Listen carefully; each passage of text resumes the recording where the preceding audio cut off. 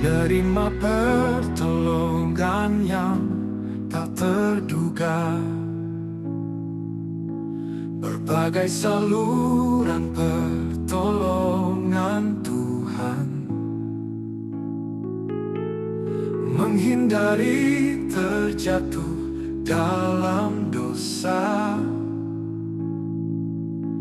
Pengakuan akan dosa yang dilakukan, menjaga hubungan dengan Tuhan, mengandalkan Tuhan dalam segala hal, mempertahankan hidup yang kudus,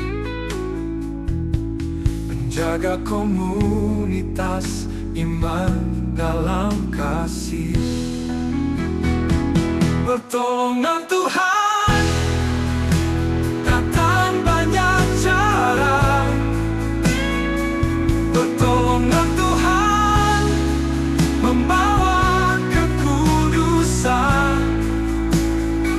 Tuhan melindungi yang lemah dan menderita. Tuhan memberikan kekuatan dan keberanian.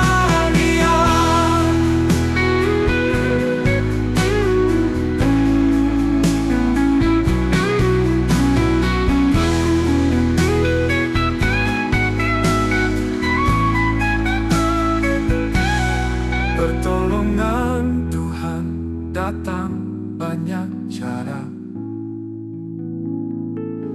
Pertolongan Tuhan membawa kekudusan.